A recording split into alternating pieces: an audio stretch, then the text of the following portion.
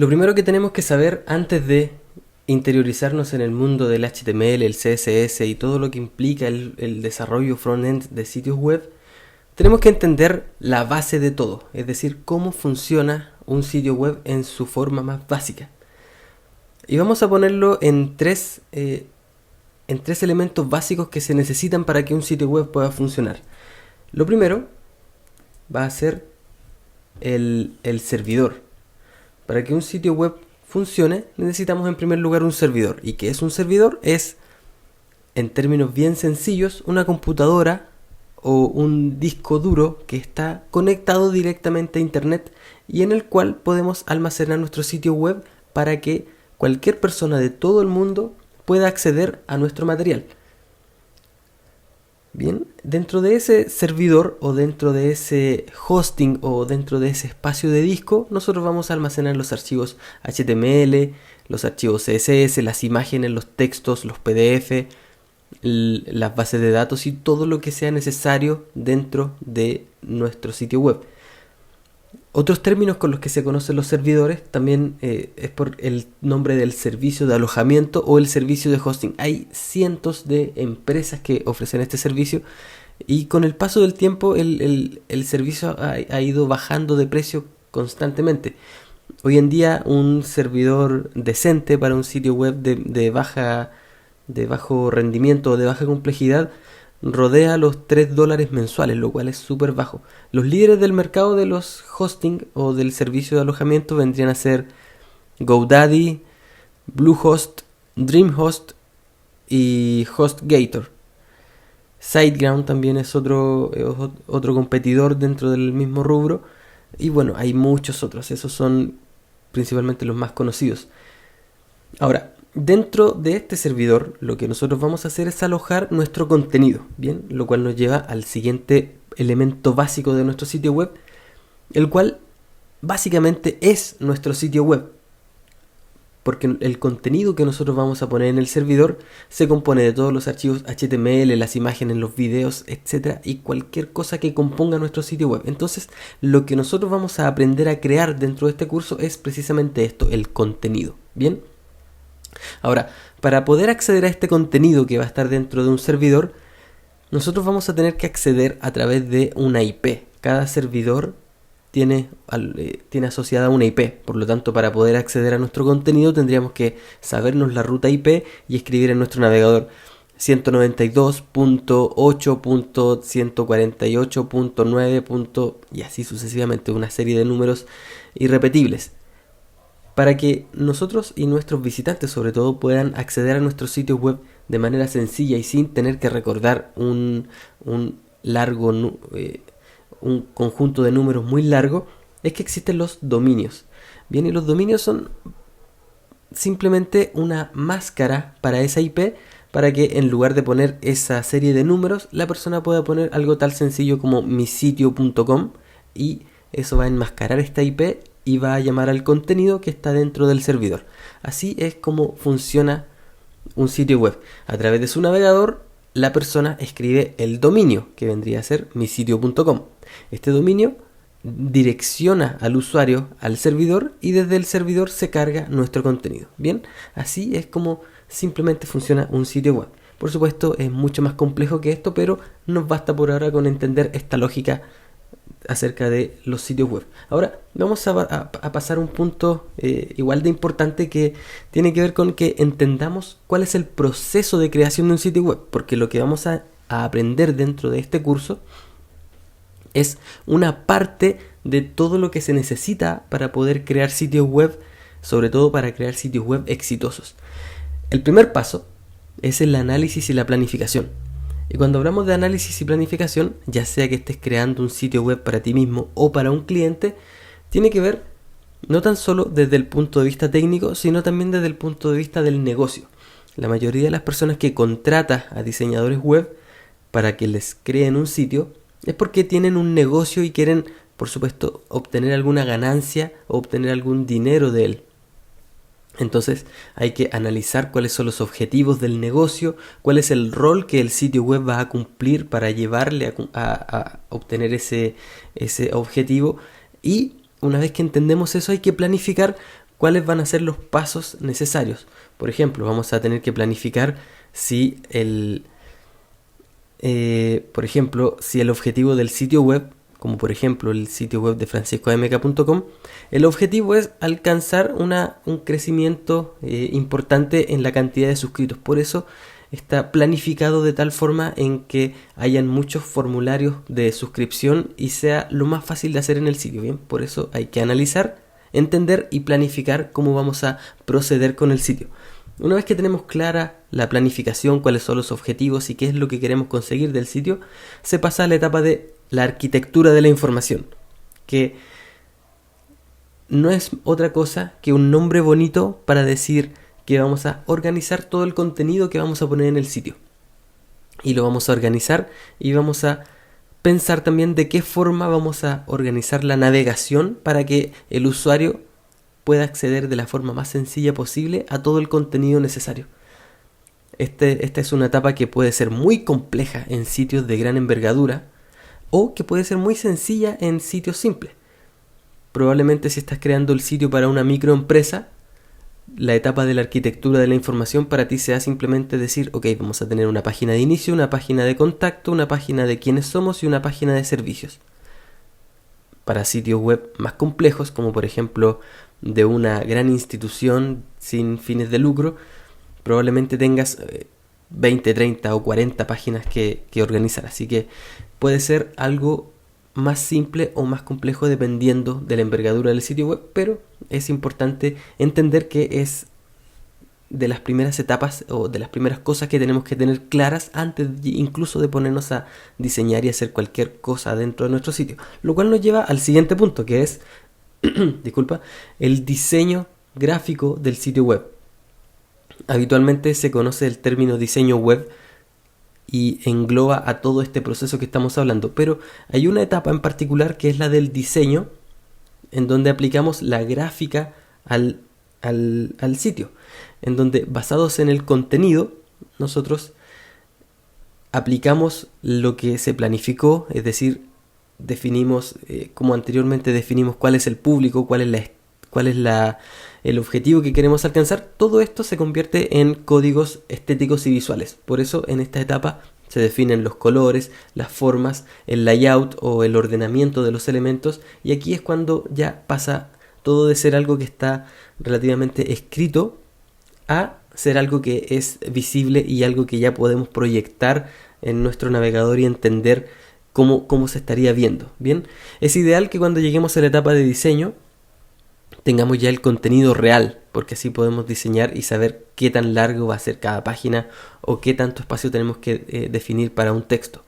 No siempre ocurre, pero es siempre lo ideal tener el contenido antes del diseño. Y ahora llegamos a la parte en donde se sitúa este curso, que es el desarrollo front-end o el desarrollo del código que va a hacer que el sitio se vea correctamente en el navegador.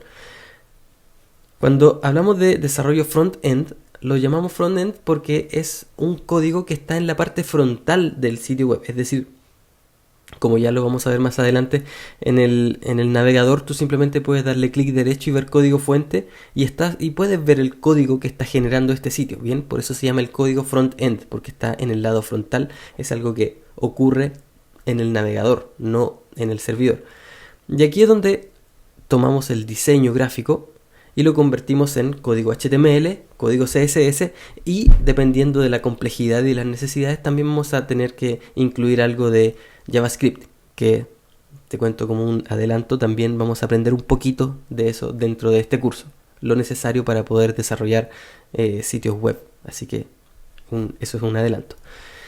Bien, entonces ya en esta etapa desarrollamos el código HTML, CSS y el sitio se está viendo correctamente en la página. Pero este código que nosotros desarrollamos acá es plano.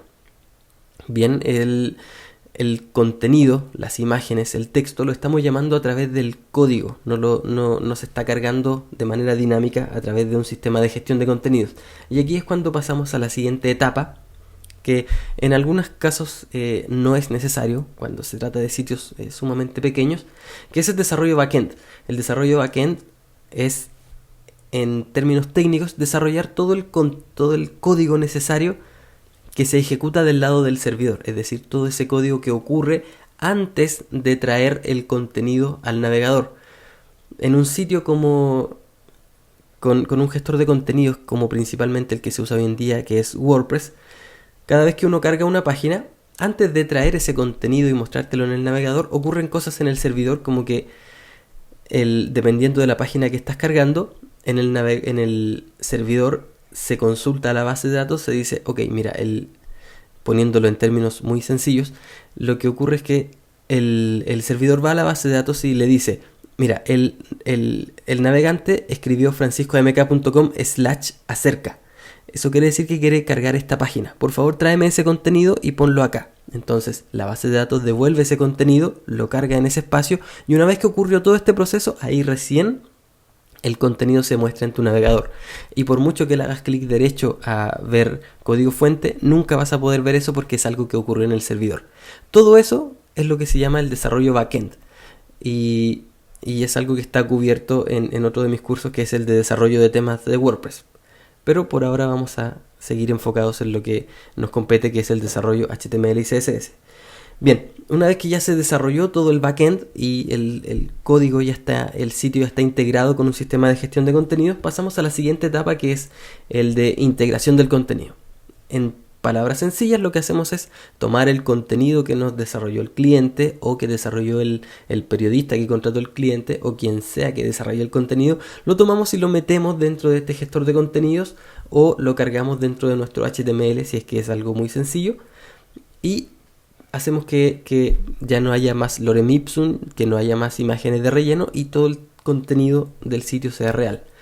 Lo cual nos lleva a la siguiente etapa, que es de test, en donde probamos que todo funcione bien, que cargue bien en los distintos navegadores, que se vea como corresponde y si hay algún cambio pasamos a la etapa de correcciones, en donde si hay algo que corregir se corrige y lo que no, por supuesto, no se corrige. Bien. Una vez que estamos conformes con el sitio, pasamos a la etapa de lanzamiento, en donde lo que hacemos es lanzar el sitio, decirle a todo el mundo que nuestro sitio está en vivo, que ya pueden entrar a través del dominio que le hayamos dedicado. Y por último, viene la etapa que probablemente sea la más difícil, que es la etapa de marketing, en donde una vez que el sitio ya está en línea, hacemos todo el trabajo necesario me refiero como dueños del sitio web o tu cliente en este caso, hace todos los esfuerzos necesarios para atraer tanto público como sea necesario para ese sitio web para que realmente consiga alcanzar esos objetivos comerciales que vimos en la primera etapa. Como puedes ver, aquí tenemos 1, 2, 3, 4, 5, 6, 7, 8, 9, 10 etapas.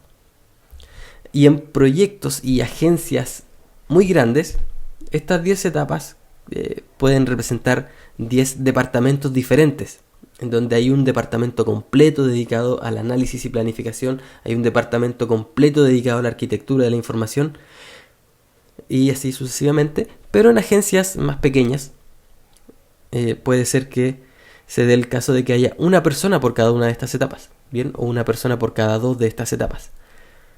Y en el caso mío, y estoy casi seguro que en el caso tuyo también, estamos ejerciendo el rol del ejército de un solo hombre. Me gusta usar esta imagen porque ese es OMAC, uno de mis cómics favoritos, que es el ejército de un solo hombre, ¿bien? En donde, como nosotros trabajamos con sitios de mediana o pequeña complejidad, o de mediana o baja complejidad, no hay necesidad de contar con un gran equipo para hacer la arquitectura de la información, por ejemplo. Como te contaba anteriormente, para hacer un sitio web tipo brochure no necesitas a un equipo completo para decir que vamos a necesitar la página de inicio, quiénes somos, servicios, productos y contacto. Bien. Probablemente tampoco necesitemos a un experto en desarrollo de negocios para saber que lo que necesita ese cliente es que tanta gente como sea posible llene el formulario de contacto. Así que por eso estamos habitualmente capacitados para ejercer todo este trabajo, todo este proceso completo que vimos anteriormente. Generalmente estamos capacitados para desarrollarlos nosotros mismos cuando se trata de sitios de mediana o de baja complejidad. Y esto es lo que quiero que te quede claro por ahora. Porque si sabes HTML, CSS y un poquito de JavaScript también, siempre y cuando tengas un poco de buen gusto, cuando se trate de sitios muy simples, vas a poder crearlos por tu propia cuenta, incluso aunque no sepas WordPress todavía, o aunque no sepas nada de del uso de algún sistema de gestión de contenidos, porque volviendo al ejemplo anterior, para hacer una página de 5, para hacer un sitio web de 5 páginas, en donde probablemente no se actualice más de una vez al año, hacer un sitio estático en HTML y CSS sea lo más apropiado. Le puedas proponer un presupuesto más bien bajo al cliente, no tengas que invertir mucho tiempo y lo puedes hacer por tu propia cuenta sin la necesidad de contactar a alguien externo. Así que con lo que aprenderemos dentro de este curso vas a poder crear sitios web sencillos por tu propia cuenta y eventualmente si lo complementas con con conocimientos de WordPress, seguramente vas a poder hacer sitios más complejos también por tu propia cuenta y si te interesa también vas a poder formar parte de un equipo más grande dedicándote a la parte de desarrollo frontend o de desarrollo de código HTML, CSS y JavaScript. Bien, esas son las 3 cosas que vas a poder hacer con lo que vamos a aprender en este curso. Hacer sitios pequeños por tu propia cuenta, aprender WordPress y hacer sitios de mediana complejidad por tu propia cuenta también, o formar parte del equipo de frontend de alguna agencia. Bien, perfecto. Ya tenemos claro esto. Ahora viene la pregunta del millón. ¿Qué son HTML y CSS? Suena un poco extraño, ¿cierto? Esto de usar letras HTML y CSS. ¿Qué significa esto? Bueno, para ponerlo en palabras muy sencillas, ambos casos son solo texto. Me imagino que ya sabrás que son códigos, ¿bien? HTML viene por Hypertext Markup Language, que vendría a ser algo así como lenguaje de marcado de hipertexto.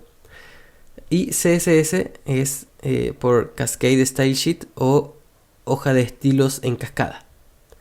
Ya vamos a ver más adelante por qué tienen estos nombres, pero en el fondo son simplemente texto que está escrito de cierta forma que el navegador puede interpretar y mostrarlo a los visitantes como un sitio web hecho y derecho.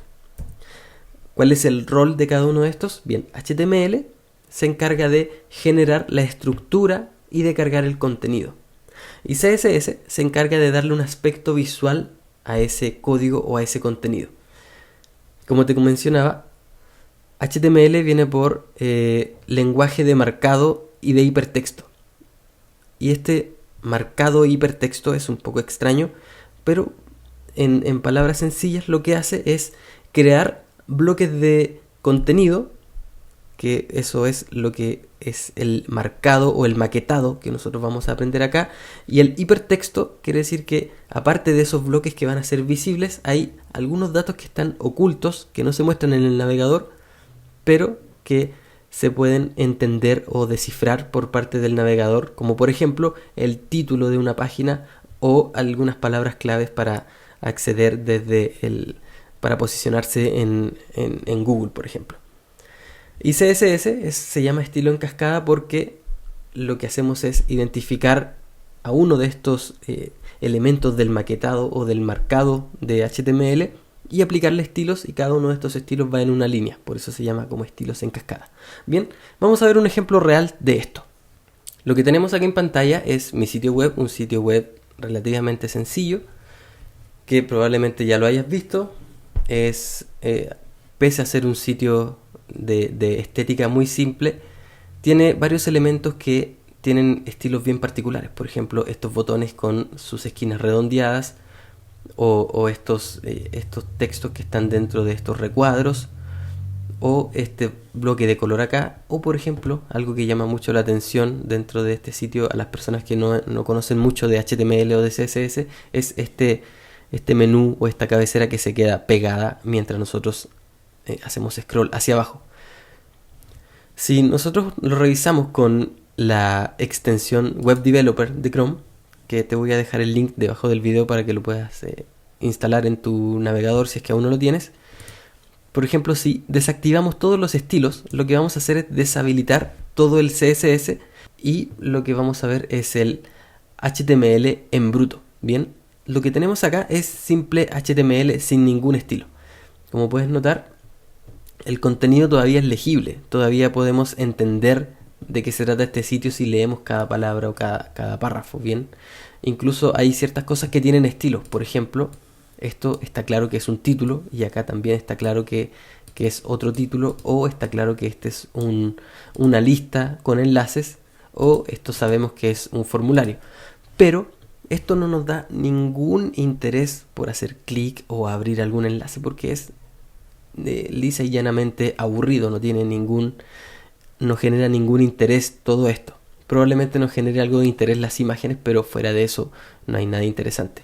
Mientras que si volvemos a habilitar los estilos, vamos a ver que esto se vuelve algo que tiene nuevamente sentido, que es interesante y que invita a cliquear, e incluso con los colores que obtenemos a partir de CSS, podemos dirigir la vista del visitante y, por ejemplo, hacer que este botón verde resalte dentro de toda esta gráfica, porque efectivamente es lo que queremos que ocurra, que la persona se suscriba acá. Como dijimos anteriormente, este es un diseño que está orientado a cumplir los objetivos del sitio, y en este caso el objetivo es aumentar la cantidad de suscritos. Bien, pero ya pudiste notar qué es lo que ocurre cuando deshabilitamos CSS. Ahora vamos a ver cómo es el código HTML. Si hago clic derecho en cualquier parte del sitio y me voy a ver código fuente de la página, lo que vamos a ver es simple y llano HTML. Y esto es lo que nosotros vamos a aprender a escribir. Vamos a ir, por ejemplo, acá vamos a encontrar algo bien sencillo. Tenemos un elemento div con su etiqueta de apertura y su etiqueta de cierre, y dentro vamos a tener otro elemento. No te compliques si no entiendes esto a la primera, porque lo vamos a ver en detalle. Por ahora solo quiero mostrarte que esto es lo que vamos a aprender. Bien, vamos a aprender a escribir todas estas etiquetas que se abren y se cierran, se abren y se cierran, y vas a ver que hay muchos patrones que se repiten. Por ahora solo quiero mostrarte esto, no quiero complicarte. Lo que quiero que hagas ahora es que vayas a tu navegador, abras cualquier página, la página que sea tu favorita, alguna página que encuentres bonita, interesante, y haz este ejercicio. Ve cómo queda esta página cuando deshabilitan los estilos y revisa el código fuente para que puedas hacerte una idea de cómo es el HTML y de cómo podrías eventualmente crear un sitio similar a ese en el futuro. Bien, eso es todo por ahora. En la siguiente clase ya vamos a entrar en materia y vamos a comenzar a crear código por nuestra cuenta. Por ahora te dejo esa inquietud. Un abrazo.